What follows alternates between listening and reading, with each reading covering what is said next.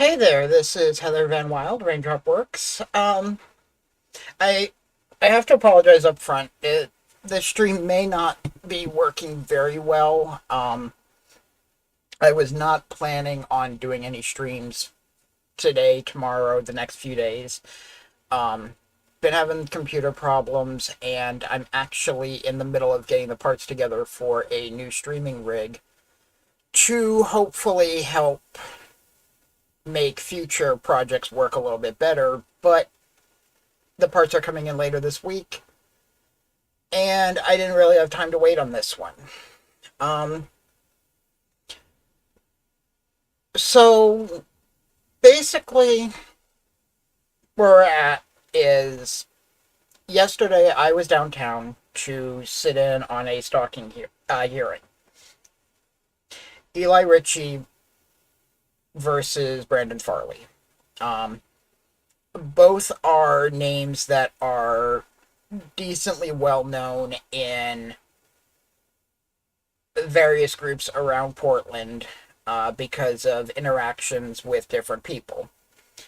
Uh, they're not people that I normally have a whole lot of interaction with. In the case of Eli, I knew about him. I didn't really know him.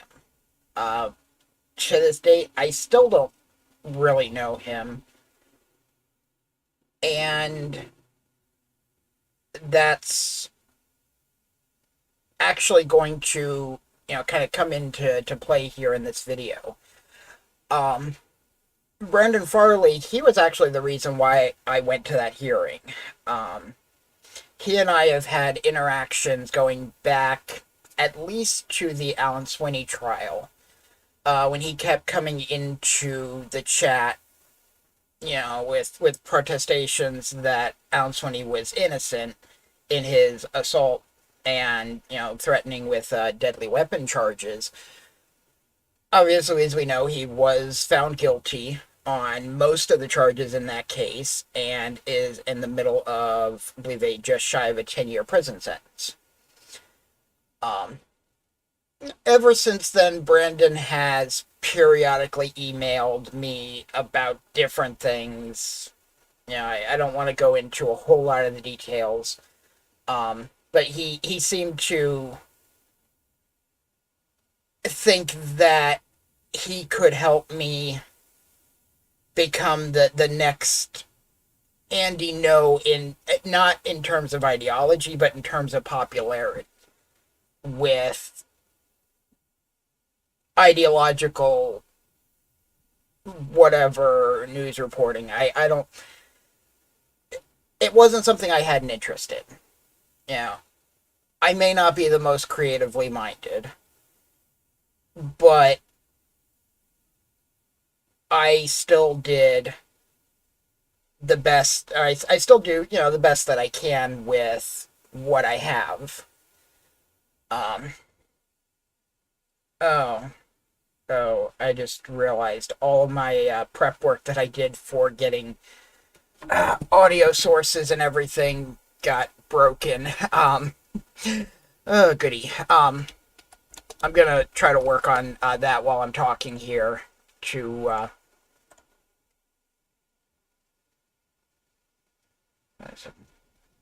okay. While I'm getting ready for to go on here. Anyway, so I was there to. Right, no, they're there. Oh, that's what happened. Never mind. Know exactly what happened. I was on the wrong page. Anyway, technical problems, yay. Um, so I was, there to pay attention to the case because of Brandon Farley.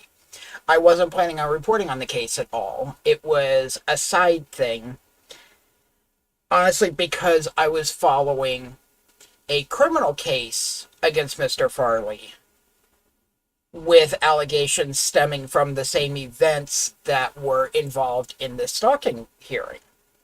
So I wanted to see it as part of this. Um, and, what ended up coming out of that hearing has very little to do with the criminal case. Um, Basically, in the criminal case, there were allegations of Mr. Farley assaulting Mr. Richie with mace, unlawful use of pepper spray or mace. Um, that ended up not factoring in because the judge found that Eli Richie did not meet the burden of proof on the first of his two encounters being unwanted contacts that left him fearful. And we're going to go into that, a little bit more here. Basically, the first one failed to meet the legal requirements, and he only came forward with two incidences. So, since the first one failed, there was no need to look at the second one. So, there was, because, even if that one was valid, well, now that's still only one.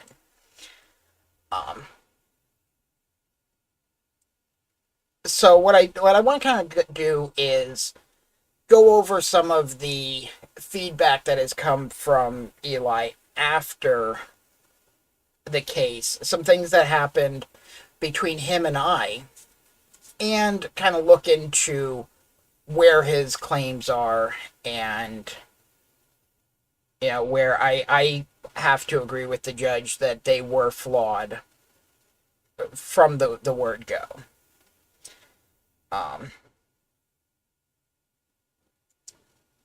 So I've already gone ahead and been able to get the audio from the courthouse from the hearing. So I have all that already, and there's going to be some bits of it that I'll go ahead and play. One of them I had to do some audio editing because Eli was not close enough to the mic to pick it up very well at the very beginning, and it was very relevant to me. So, yeah, I'm going to go ahead and start off with, this is a tweet thread that he put out last night. It says here at 10:15. Now, I had to go looking because I knew nothing about his Twitter. Find out on my main work account, he's had me blocked for I don't know how long. He has a fairly small Twitter channel. I don't know where he normally does his social media content. I haven't really looked. His YouTube channel has, his most recent thing is like a week and a half ago, and then, stuff here and there going back the last few months. I'm not going to say that he's a bad content creator. We know what my release schedule has been like, so, with all the stuff I've had going on, I put out 1 2-minute video last week, and the last thing before that was like 3 months. So, I'm not making any aspirations on his content creation. I'm not going to agree with a lot of the stuff that is being said, as you can see some of the stuff on the screen. But I'm also not holding anything against him because of the language that he chooses to use. Okay, so 10:15 p.m. He said, well, you can't win them all, and though I'm disappointed with the court's decision not to grant my permanent stalking request, I must say the last couple of months where the court had Farley in check, he's saying that because there was a temporary order preventing contact between the two of them, was so peaceful, and with his criminal case still pending, I still time to live free. He has time to live free. And yeah, while the stalking order has been dismissed, because Brendan Farley still has allegations against him from the criminal side of it, that has a standard no contact with the victims. So until Brendan's criminal case is resolved, he's still not allowed to interact with Eli Richie anyway. So going on, what happened at court? Well, in my opinion, the court saw only what they wanted. The video evidence I submitted today is undeniable. We'll actually go over that evidence because he actually shared it in a different tweet, and I went ahead and pulled it already. When the transcripts are released, I'll compare it with the video and you can judge for yourself. Now, the transcripts aren't a thing that the courthouse does anymore. You can pay about $10 to get a copy of the audio from the hearing, which I've already gone ahead and done. And then if you want a text transcript, you can pay for somebody to make that transcript. I don't know if he's going to do that, but if he wants to get the audio, he can very easily do that. And then whatever he does, that's fine. I mean, I'm gonna go over bits and pieces of it here, and notes that I wrote during the hearing as well. So he says he believes the judge ruled in Farley's favor because he referred to him, using borderline homophobic language in video evidence. The fact that was Farley's main defense and didn't submit any material evidence, but was allowed to testify without foundation. The judge did give Brandon Farley pretty broad latitude to say stuff without having to supply evidence to back it up. That's not entirely unheard of, and there were definitely I saw a lot of errors that Brandon made in his he knew that if he had video evidence he wanted to submit, that he had to get to the court beforehand, and he comes in day of and is like, I have this video and it's on a flash drive. Well, you already know that you can't use the flash drive. Yeah, so that was just,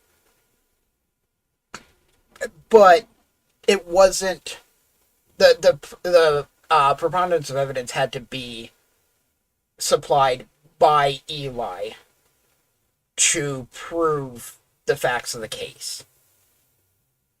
All that Brandon had to do was give a reasonable doubt, basically.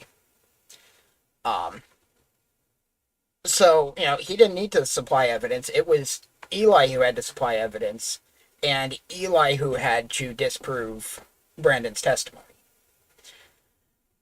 Okay, BTW just pointing out the obvious. The judge was no doubt a lesbian, the kind of lesbian that, in my opinion, that makes it part of her identity.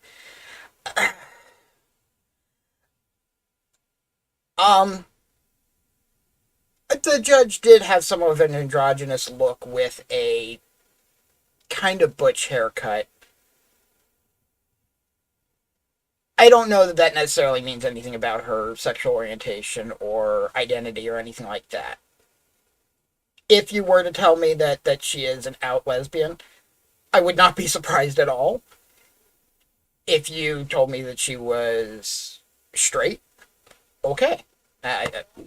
It really doesn't matter, and a judge that lets their sexual orientation versus one of the parties, if they let that influence their judgment, that's something that should be seen as a problem. There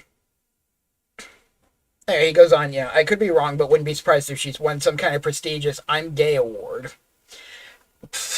Yeah, lean into it. Okay. Ironically, observing was Raindrop Work PDX. It tags me even though I can't see the tag. I can't respond to him. Just a personal peeve when people do that.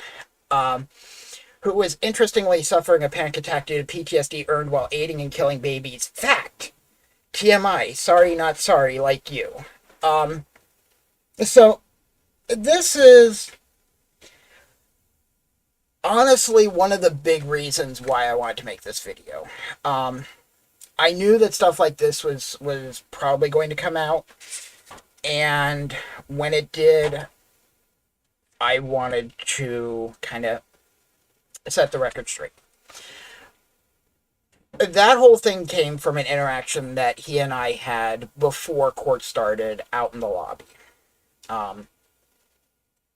I was not anticipating being there in person. I've had a lot of stress, a lot of things going on in my personal life over the last few months. Like I said in the video last week, 2 of my cats passed away one right around Thanksgiving, the other Christmas night. Um, I've had a lot of projects and illnesses and things that I've also been dealing with.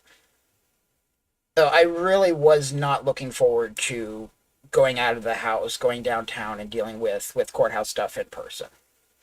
I wasn't able to make arrangements to do a remote appearance like I often do, so I went ahead and did it. And had a lot of problems getting there. I don't have a car. I use transit. You know, I lost my charging cable for my phone when I left the house, so I had to rush to get one on the way downtown. I had to take the FX2, which is a very packed bus because it's a division. It's a very busy street. Um, Crowds are a huge anxiety triggering event for me. Um, get to the courthouse. There's like 150 people in line ahead of me. Because 9 a.m. that's when the courthouse opens. That's so everyone's coming in. All the people in jury queue. There was media there. It seemed like there's some sort of a fairly high profile case, possibly some sort of murder case. So there was just a lot of people there, and having all those people around me, a lot of them without masks. When I was wearing a mask, which but that's still having a lot of people in close. That is a thing that causes anxiety for me. I get through security, have to get myself put back together because taking off belt and shoes and unpacking half your stuff to get through security and then having to pack it all back together, figure out where I need to go because it's a courtroom I've never been to before.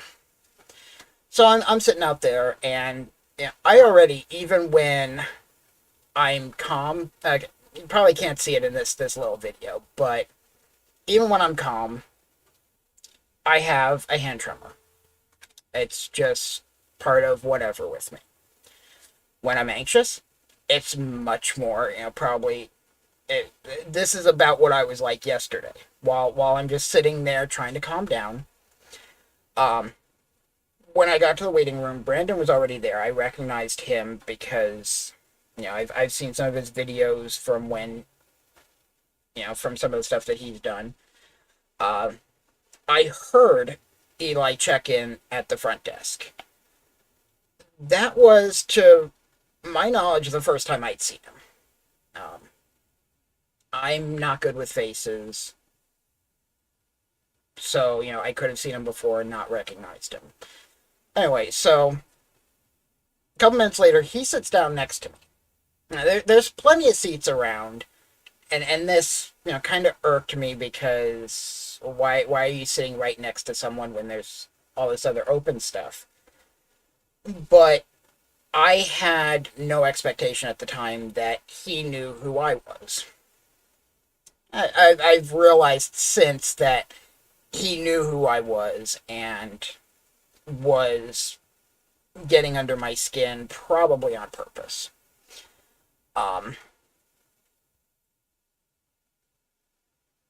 He starts asking why I'm shaking. Okay.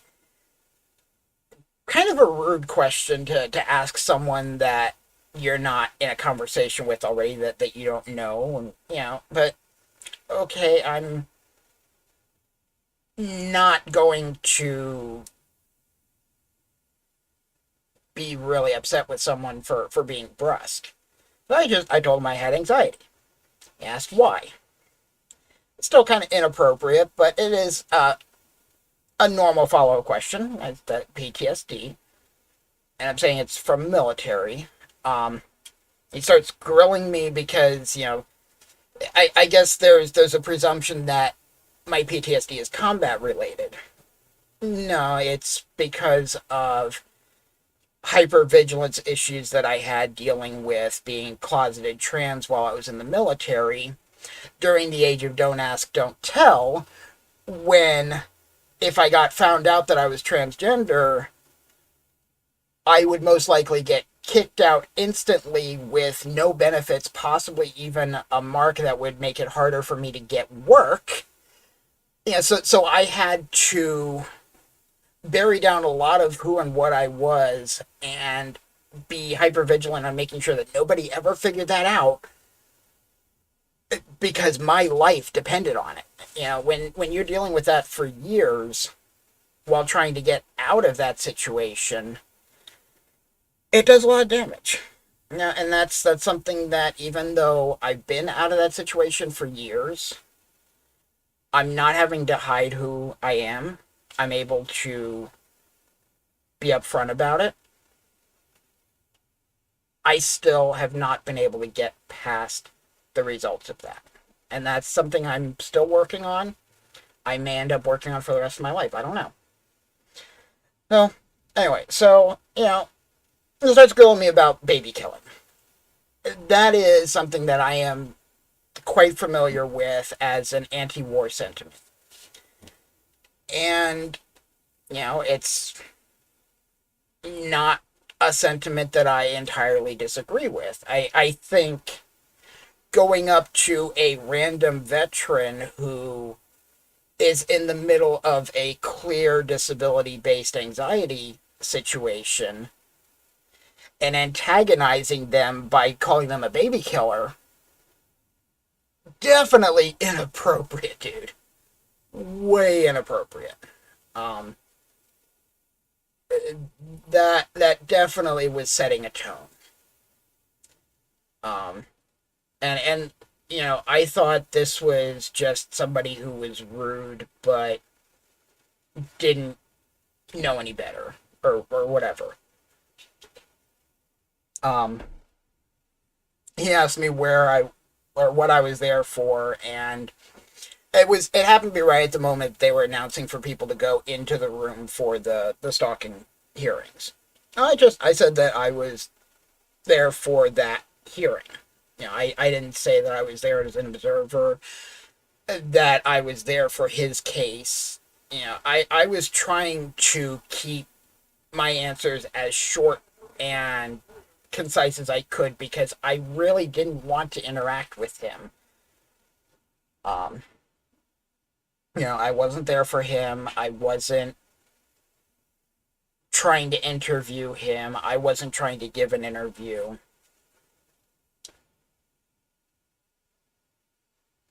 And, so we all went in. I sat down in the back because there was a good place for me to sit down. And that's how things went in the beginning. There was the openings with the judge, going over the processes for stalking orders.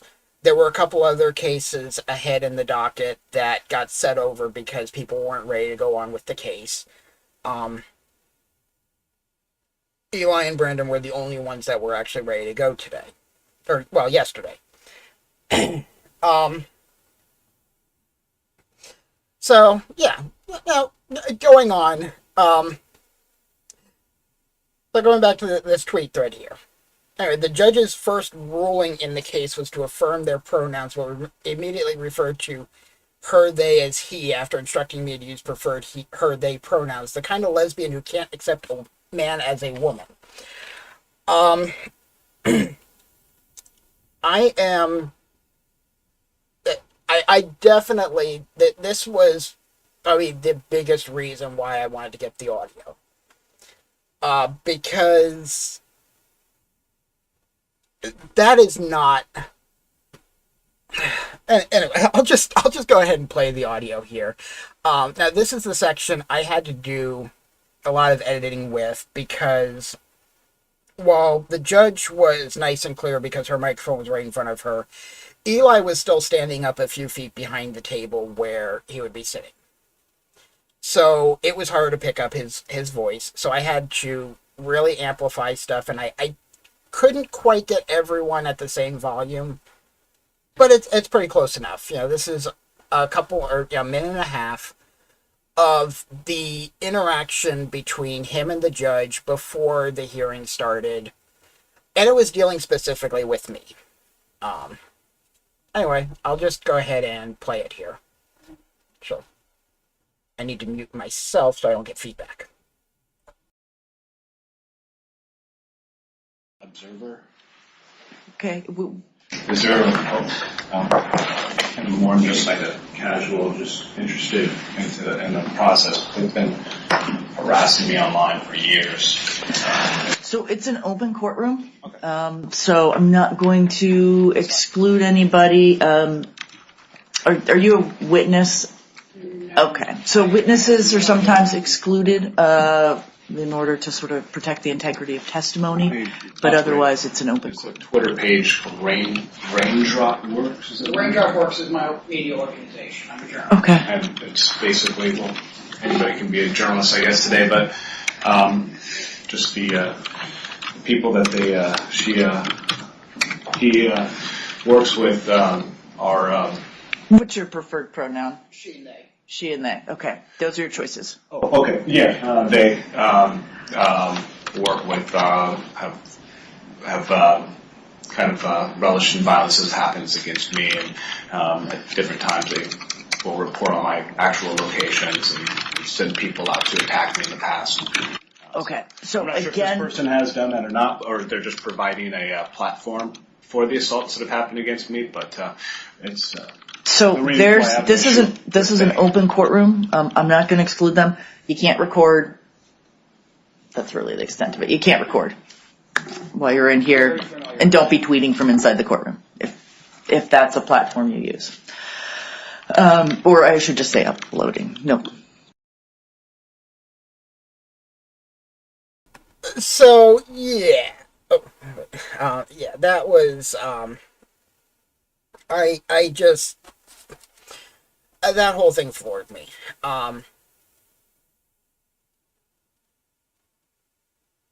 I am still trying to process where his citation is for these claims.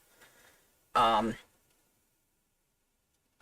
can concede readily that the audience of people who listen or interact with me are ones that would probably have ideologically different views from him. It is entirely possible that people from that group may have made moves to identify where he is at any given time and gone after him. I can say that I have no memory of witnessing any of that conversation. The other journalists that I've worked with, I have not seen any collaboration that they've done to go after Eli or anything like that. Yeah, and like I said, to see that he had me preemptively blocked on Twitter at some point, before getting out of court yesterday, because that's when I went looking for him online, and I was on a private account that, so I was able to see him, and then later on found out that on my work account he had me blocked. Yeah. I'm not going after people, and in fact, in recent months, and I'm going to give an example here, I've actually been going in and being more selective on information that I share out to help prevent my content being used for doxing. I'm pulling an example from, because I just worked on this the other day, Tiny Tose. He was rearrested last week because of missing court date and being out of compliance with his pretrial release conditions. When I pulled the warrant here off of court records, I looked at it and saw immediately it had a home address for him and like 4 or 5 different phone numbers that could have been associated with him. I saw all of that information, and I have already gone ahead and created a policy where when that kind of information comes out, I'm no longer releasing it. uh, older cases before we had laws that came out to reduce doxing. Some of those may have information, but I've decided that, at least going forward, I'm no longer doing that information. And that's address and phone numbers. That's nothing about real-time physical locations or coordinating harassment campaigns or assaults or anything like that.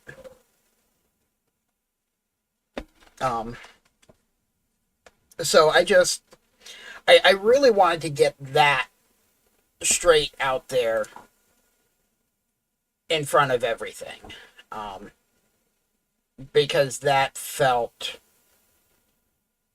very misleading, and it's hard for me to tell with his statements there if the they he was using was referring to me as they or they as in my viewers. That's a downside to non-binary. But that's either way. It was heavily implied that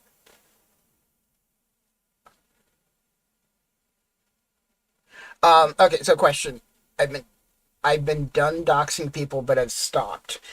Um, okay, I'll come back to this here.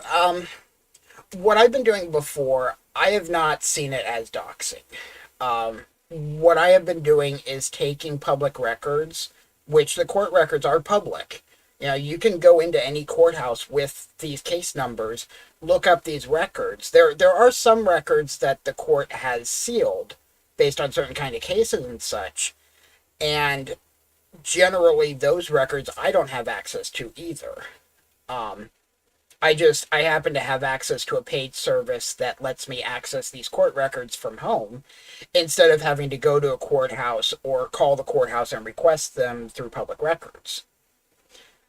What I am doing now is I'm going above and beyond the court's policy for protection of personal information, and done extra things to make sure that wherever the line is in new state laws for prevention of doxing, that I'm going above and beyond. I'll just go ahead and if you go on to our new site here for where we're sharing information about cases, court.raindrop.works. In here we had new laws that House Bills 3047 and 3273 expanded protection about personal information on the internet where it can cause harm, as well as restrictions on releasing booking photos in most cases by law enforcement. And this was, where is the line on restrictions or on what can cause harm? There's tons of sites that have, where I can put in somebody's name and get a physical address from public records or get a phone number from public records. It's possible that those sites may have inaccurate information. What I can see from court records have usually been verified against somebody's photo ID. So, what I have may be a higher likelihood of being accurate information, but it's really not information that can't fairly readily be found through other public record searches. So, when I evaluated this and the concerns that I had that could come up that could make me liable, because it was hard for me to tell where that line was, I decided recognizance motions would no longer be released. Those things had tons of personal info. Name, address, phone number, where they work, who lives with them, contacts for family members. A lot of stuff that some of it may be valid to the reporting, but a lot of it was way beyond. Documents related to stalking or restraining orders. Going through and doing what we can to protect victims. It's rare that I even touch on stalking or restraining order cases. It's usually when they fall in, like this case here, where it ends up coming in similar to a criminal case that I might be covering for some other reason. Um, and I do point out, criminal filings may still have a defendant's address, but aside from those recog motions, no plans to change how we process them. Defendants have the right to request a protective order to seal those records. And it does seem like, they have that right, trying to be protective. And, you know, sometimes taking things on a case-by-case basis. Uh, what am I doing with the research on other people? It's less that I'm researching other people and more that I'm researching court cases. Yes, court cases happen to do with individuals, but one of the things that I've noticed, and it's one of the things that caused me to start doing the work that I've been doing, is seeing that there is a lot of narrative being driven when, police put out press releases about events, or other news organizations will take these court records and make a story out of them, only give bits and pieces to make it consumer friendly, but it still tells a story. I don't like that. I prefer to try to see bias minimized. And one of the best ways that I've seen to do that, and a way that I can help to do that, is to get all the information out, kind of democratize it so that, other people can see everybody can see the same information and sometimes see through the bias. And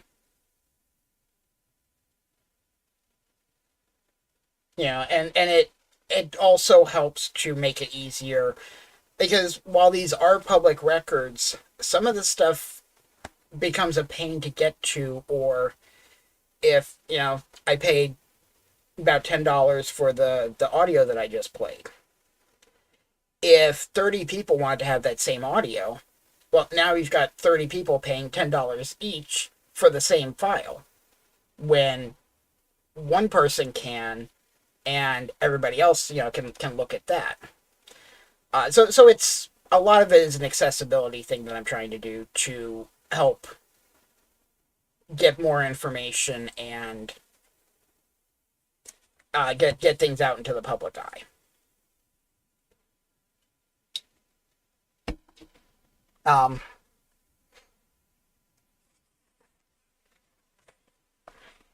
So yeah.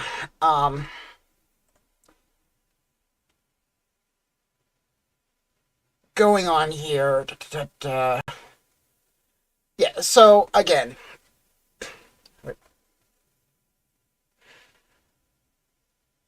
am I sharing with this information with others who may not have the best intention? I mean, it's on the internet. But again, it's public information. It's, if somebody if somebody who is involved with the case has concerns about the information being public, they can petition with the court to seal records. There is a process to do that, and I've watched it being used in real time. Somebody had concerns about paperwork that had their address on it. They asked the court to have that record sealed. That record was sealed.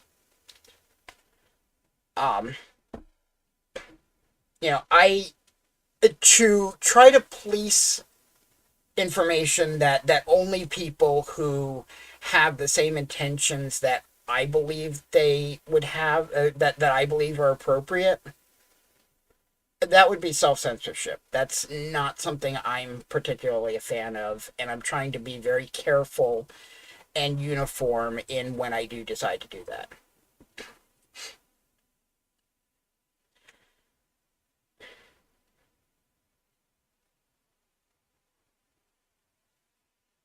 Do I have a problem with others who may not agree with doing the same thing? Uh, Sharing court records? I'm, again, these are public records. I, if similar protections are being taken to protect, you know, information that according to law is supposed to be protected, I may not like certain things, but that doesn't mean that I'm going to say that what they're doing is necessarily wrong.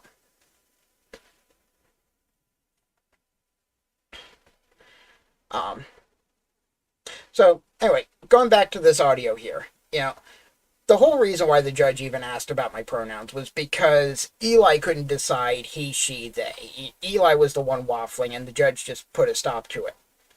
I never heard the judge refer to me with pronouns through the rest of the day, or if she did, I missed it. So, never heard the judge referring to me as he. Um, Wanted to get that out. That was nothing about the judge not being able to accept me as non-binary as a woman. To continue his opinion, the court was shook by his baseness and scrabbling to defend its ilk. Farley offered no material evidence. Didn't need to. And the court's ruling contradicts the video. I submitted evidentiary content, video screenshots, police reports, etc. Disregarded is not gay enough. We'll look at his video and such. Different rules for myself than I do for others.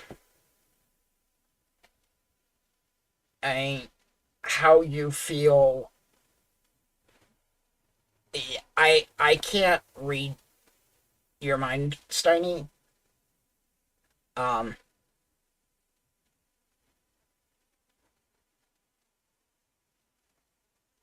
I have a feeling I know where this is going, but I don't see the evidence for what is being suggested here. So the video that I am going to go over part of one of the videos that was used as evidence, because he did put it up on his YouTube, so I was able to see it.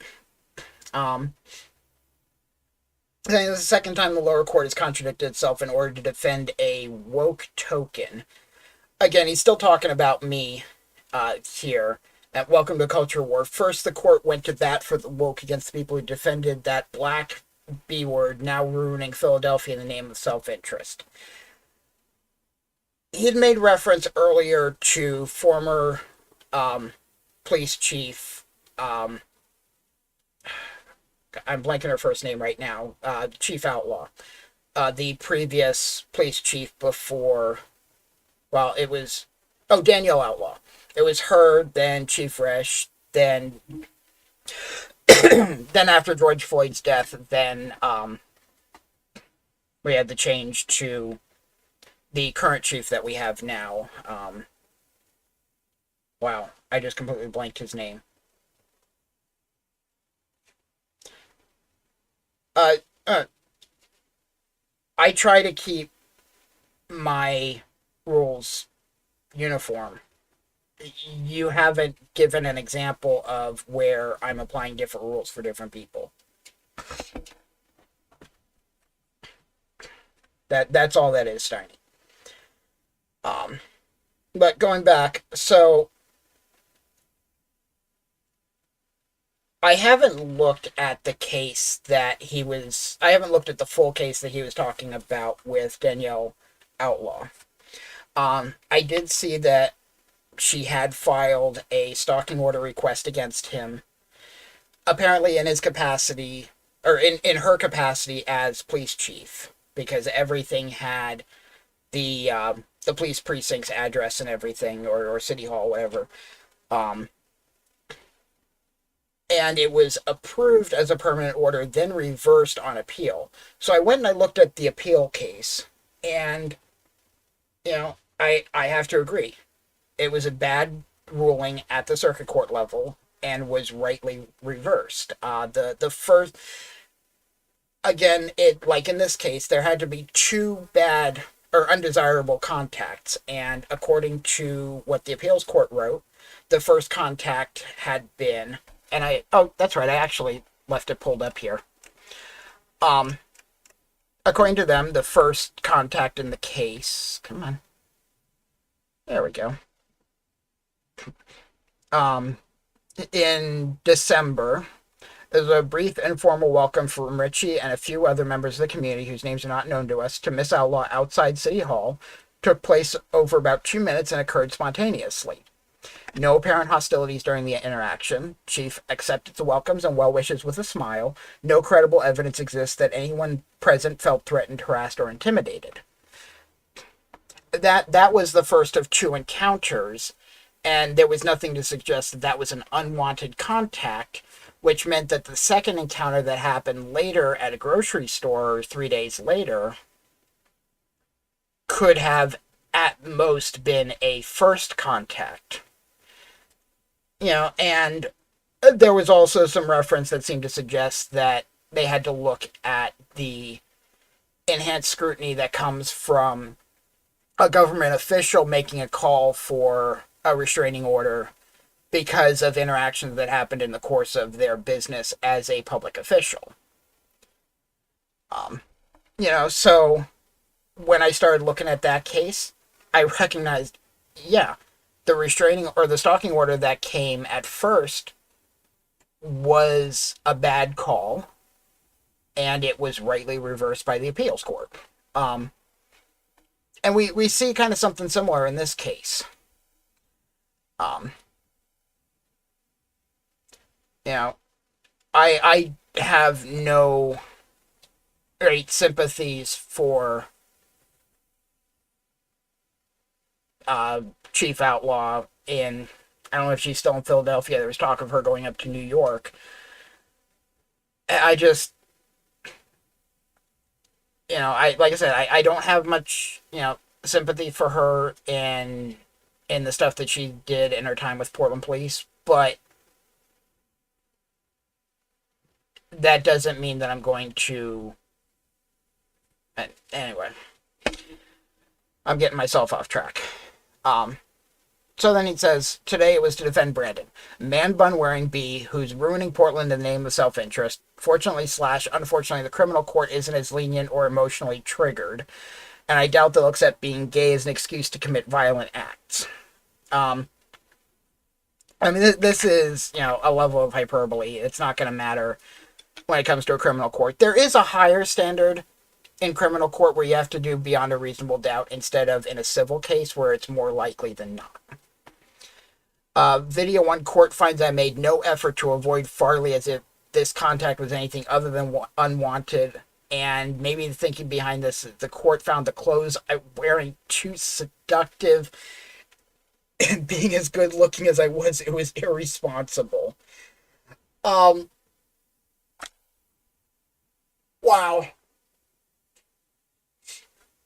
I only skimmed that earlier. I didn't fully read it and appreciate the joke that's in there. It was nothing to do with his clothes. Like I said, I have the video. I'll play the same segment that was played by the court. But I'm going to go ahead and spoil the story first. I'm going to go ahead and play the verdict from the judge so that you can see exactly what the judge said was the reasoning that they found this this verdict against Eli Richie and dismissed the case. Come on. Oh. Yeah, we'll just play it from here. It's about 30 seconds early, but I'm not vying for attention. I'm from the city of Portland, born and raised. I'm vying for accountability, and that's where I actually. This is Eli speaking right now. An activist. All right. I could I mean, I would like to, maybe challenge some of his statements, but really I don't have any other questions. I don't have any questions. I have considered what both of you said. And coming back here, I'm not going to continue the stalking protective order, and I'll explain why. So in regards to the August 14th incident, and that is over to you, by the way. In regards to the August 14th incident, in watching the video,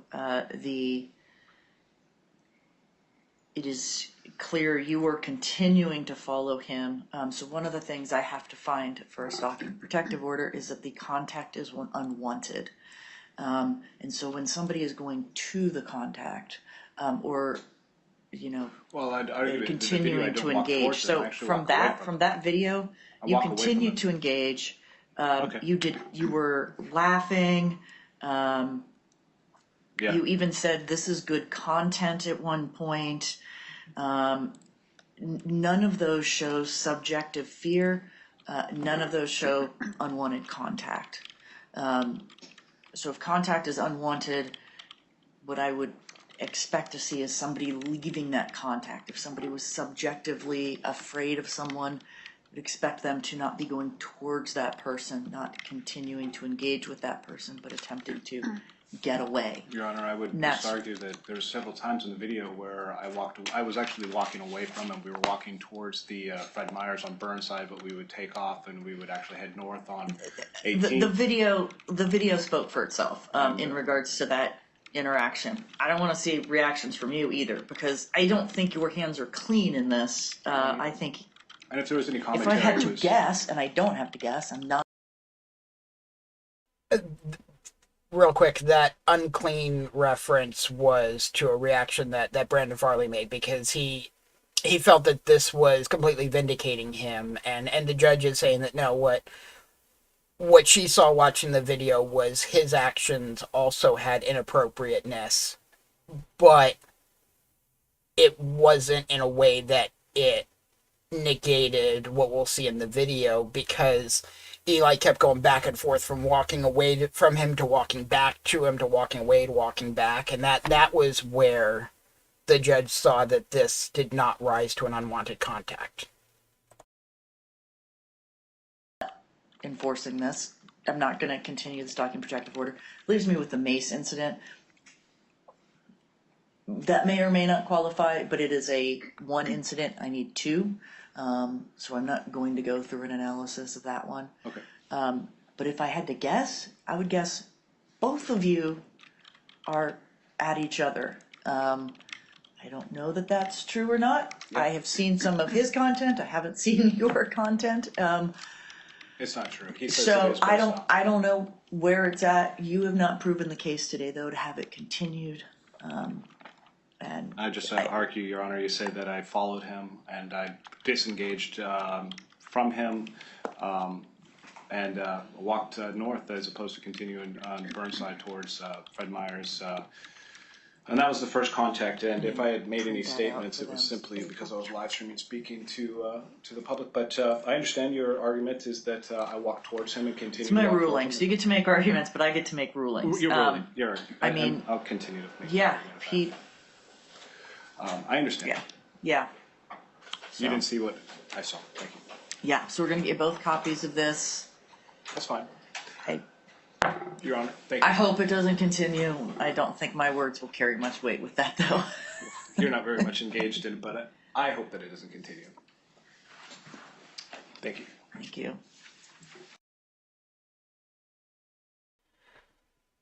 So, yeah, I mean, just touch on a little bit of truth there. And when I saw the video, I had similar views. You know, there was no need to evaluate the second incident, which is the one that Brandon is also facing criminal charges for. Because, you know, if there had been 3, 4, 5 instances that had been reported as unwanted to the court, then they might have looked at it. But because the first one failed, the second one became the first one, and there was no second.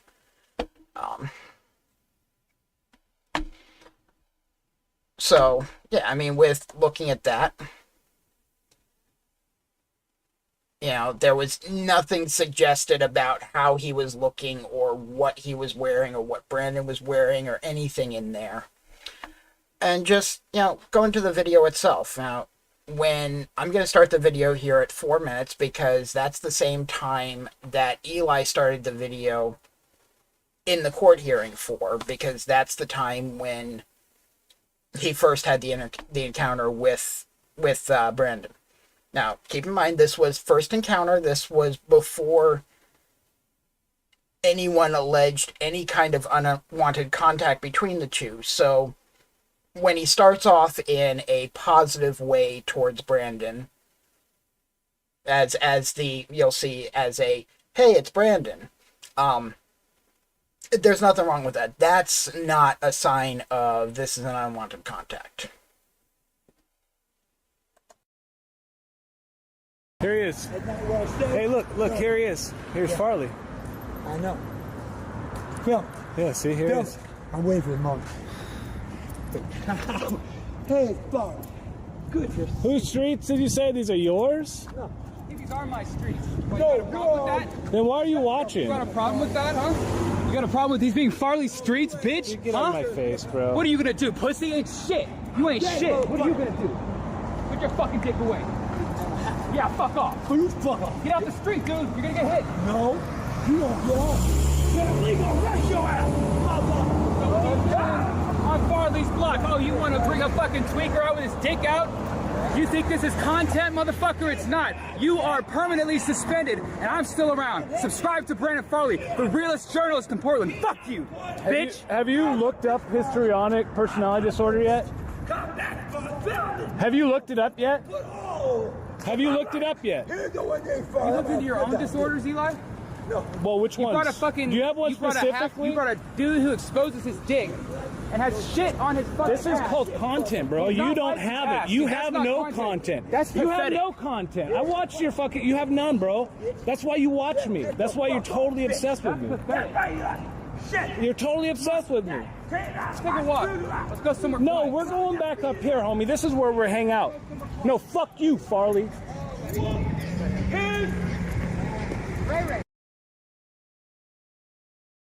Okay, I'm gonna pause it here because this is the moment where things start to turn. In Farley's hand, he just pulled out a can of mace, and he's adjusting something with his chest camera. But here is when he starts to get where I would think that this becomes a reason for it to be a fearful encounter.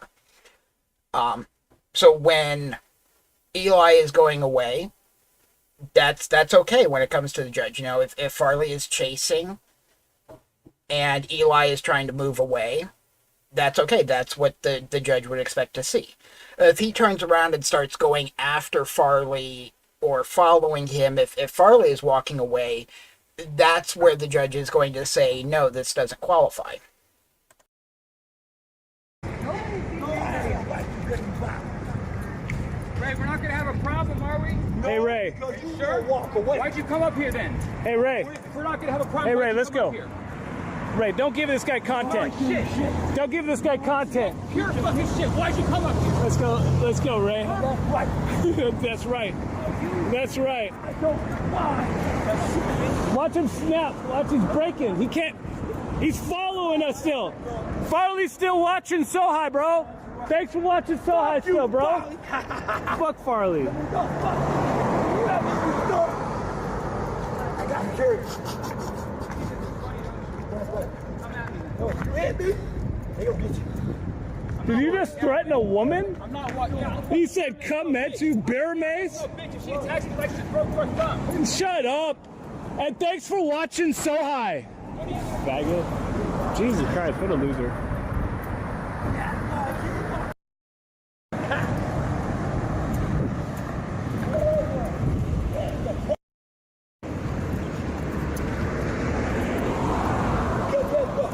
Guess who left? The bitch! Come on. Come on, look, Rabbi. Hey, we'll go this way. All right. And guess what, all? Now you know who the real shit is the three of us. And that's why. Because Farley showed his shitty ass. And I showed him shit that came out of me nothing. See this? Walking. Farley, you come to the store and you wish you. I thought you liked No, keep walking. No. That's why you get on this stream all the time, right? For cat and mouse. You love it. Keep it on. No, keep it. No, better. Because you even first. No, reality. So at this point, okay, technically they are still moving away, but they're still laughing, turning around, taunting Brandon. There's no indication that they have any serious concern or fear of the situation that's going on here. Reality, motherfucker. Reality. You are nothing, and you wouldn't even last 5 seconds. You had me. So the wind is going that way.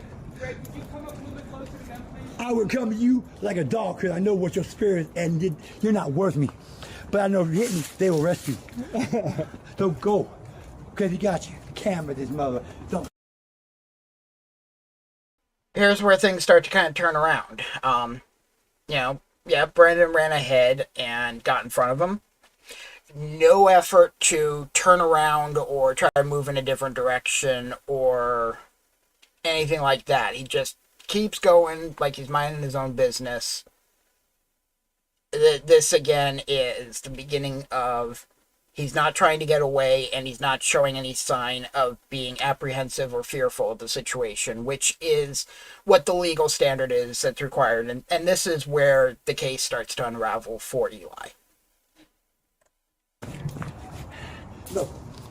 Let him go. Dude, what are you doing, bro? You to back up. You're menacing me. Get I the want you fuck to away back the from me. fuck up. No, bro, You're not that's coming to my menacing. This is No, not your neighbor, bro. Don't fucking touch me, dude. Yo. Don't fucking. You already threatened rape, which is why you got your shit suspended. You threatened to come to my place and attack me. You said you had fucking cakes like Joe Rogan. Well, let's see it. Bro, you're menacing me right now. Where's That's a your crime. cakes like Joe Rogan? Menacing? Yeah. No, what you're fucking doing is menacing, bitch. Get over it. What you're then. fucking doing is menacing. Agree to disagree. Get the fuck out of my hood! Stop getting out of my face, bro. You're a fucking. No, it's not. You're an Crazy NPC. bill, motherfucker. You are no different than an NPC. Shut the fuck up. It's not your hood.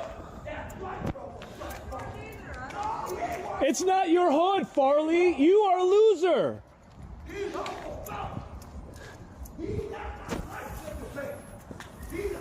Hashtag Farley cries. Hashtag Farley winning. Hey, don't pull that on me. Don't pull that on me, dude. Don't. Put the weapon down. Put the fucking weapon down, dude. It's called free speech. You lick my ass. You're a bitch. Hey, you filming this? You're a bitch. Good. You film that? Film this. I'm the king of Portland, bitch. That was, according to what was testified in court, Brandon had just knocked Eli's phone out of his hand. And yeah, the video is pretty disturbing, honestly. This is one of the reasons why I'm so selective of, any kind of reporting that I would tend to do on stalking and restraining order type cases, because of how personal it gets, and it's still a civil case. I'm sure I'm going to end up covering more disturbing stuff, especially in a couple months when we start looking at like the Ben Smith murder trial. That's going to be some disturbing stuff. But yeah, I mean, when I was watching this video, what I saw was two videographers, journalists, photographers, whatever they want to call themselves, just beefing with each other. I didn't see anything that really rose to a stalking order. Now, is it possible that some of the stuff, like knocking the phone out of his hand and menacing with the bear spray, could those have been criminal? Possibly. I would presume that Eli showed this video to police or to the DA when they filed criminal charges against Brandon from the second incident. That either he didn't and it was never looked at, or they said that it didn't rise to a level that they could prosecute with a reasonable chance of being able to get a conviction. Why ever they didn't do it is not something I'm going to know. But yeah, we see that, through this whole thing, he just keeps walking at a set pace, chuckling and smiling and talking into the camera, needling Brandon, while he's needling back, and there was just nothing here that suggested that Eli had any serious concerns for his safety. Dude, you are a bitch, man. You are so fucking lame, bro. You think you're bad because you broke hit my camera? Let's go. No, he doesn't get it. He's stupid. Hey, Ray. Hey, Ray, this way, buddy. No, come on this way, buddy. It's in your best interest to walk the fuck. Hey, Ray, come on over here. He's a white supremacist Nazi. Don't listen to him. It's your best fucking interest to walk away. Hey, Ray. Run away. Run away! And again, through this whole, last 30 seconds or whatever, he's following Brandon step by step. Yeah.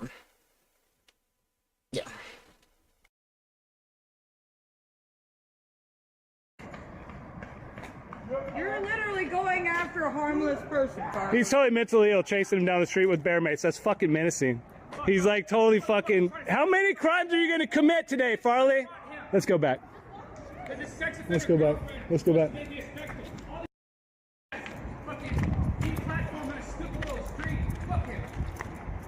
Hashtag Farley wins.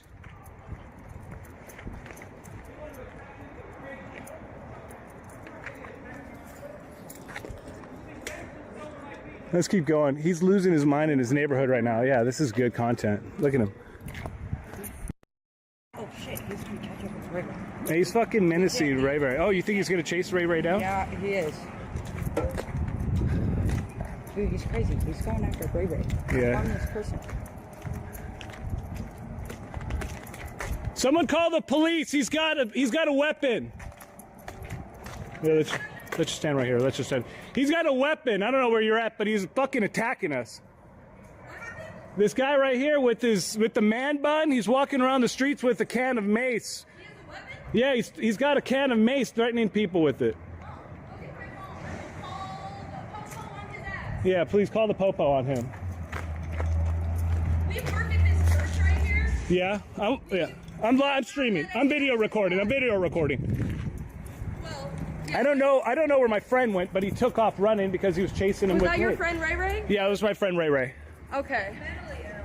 Yeah, no, I know. And I don't fuck with white men with man buns calling homeless people crazy because you ain't got no fucking shit to talk. Thank you. Like, So I want to go get my friend Ray Ray. He's chasing him right now down the there's street. a white supremacist with a man bun chasing a homeless, mentally ill black man. Well, if you look up the name Brandon Farley, you'll see he's connected. Just If I remember right, they had said that at this point there was no other interaction between the two of them, on this video. Later in the day, there had been some sort of an interaction at a Safeway, dealing with Brandon and this Ray Ray person, where Brandon got ejected from the store. But that didn't come up in this case at all. Planned it out ahead for... I don't think so. I mean, I guess it's theoretically possible, but everything that I understood from what I saw in the court hearing tells me that, no, it was kind of talked about in the hearing as part of other claims and allegations that the two of them kind of have a popularity contest issue. Um, yeah, I'm just kind of going through my notes here really quick. Um, yeah, that stuff started after the two of them used to work together, and there was some sort of a dispute that caused a DMCA claim, copyright infringement claim on a video, and that's kind of when stuff started to fall apart. Um, Eli claimed that Farley had staged a mass reporting campaign to get him booted. That was referencing the when Brandon said that he was permanently suspended. The allegation was that Brandon had set up a mass brigading campaign to get him kicked off of a platform. Um, Supposedly Farley claimed he was the only one allowed to film in Northwest Portland, hence the whose streets are these comment from the very beginning of the video. Um, yeah, my own comment from watching the video, it feels like they're trying to stir up like a some sort of rap battle beef thing between them. I don't know how to describe it. I'm white as white. I am not, I don't have the knowledge to understand some of those cultures, and I just yeah, I know it's took turns following each other around the street. Brandon would come at Eli, then would go away, then would run in front, and then Eli would follow Brandon, and that's what killed his case right there.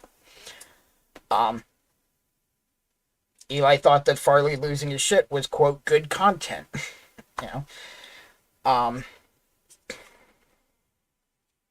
Let me see. A lot of my notes were dealing with the second video, which I'm not even going to worry about right now because I gotta run, say, focusing, watching stuff not healthy, take it for what it's worth. Yeah, no, I mean, and thanks for tuning in. And I'm close to done, but if you want to talk more, feel free to reach out. I'll edit the video later to put links in to contacts. And yeah, this kind of stuff I normally don't pay attention to. I'm only doing this because I wanted to get a little bit better context to everything that happened yesterday to kind of get in front of some of the stuff that's already been happening, being told towards me.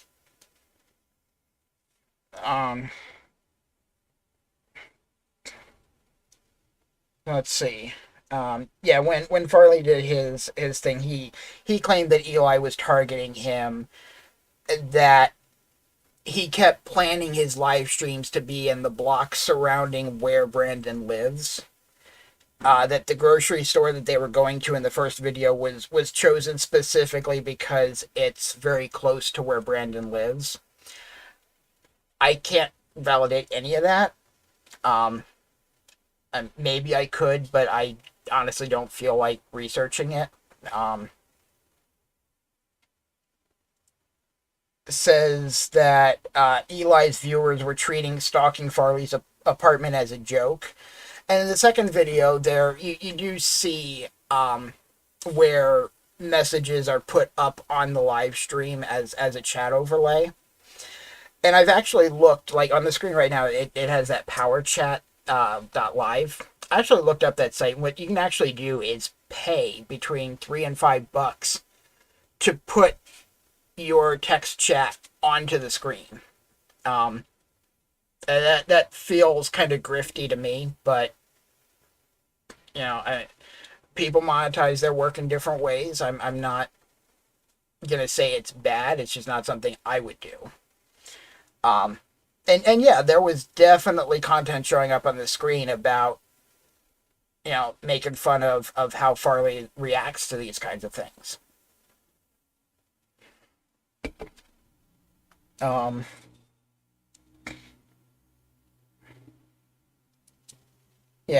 Farley claimed that Eli was pushing him over the edge and he snapped, which honestly seemed to me like an admittance that he did inappropriate stuff. I can kind of see where he came from with that, though. You know, there was a lot of needling, and I can see where it could cause somebody to have a bad reaction. Yeah, that was basically the end of my notes on it.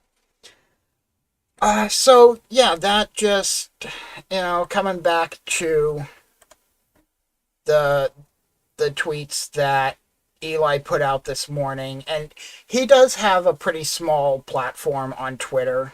Again, I don't really know where his audience is from, so and I'm not trying to get too much into his life, so I'm not gonna go digging for that. But I did want to put that in here, get it out.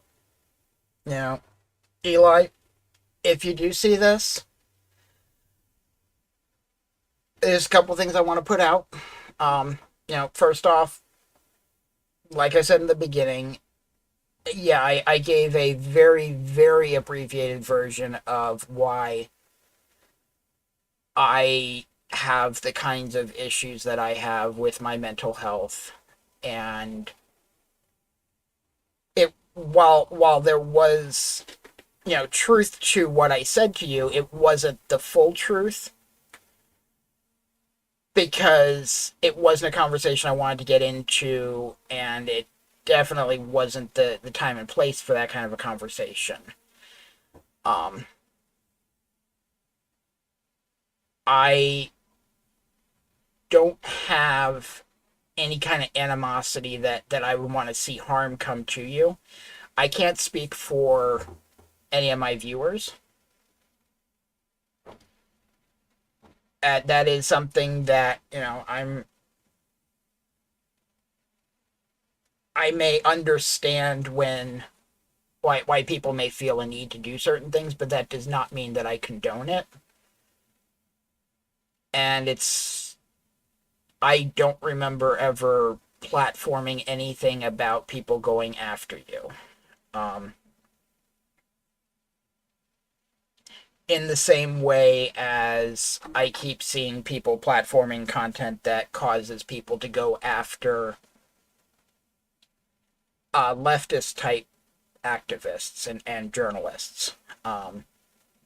There was a time about a year and a half ago where Andy No mistook me for a leftist activist who said something that I thought was, it was very much meant as a joke, but it may not have been in a very good taste, and he took it as a threat.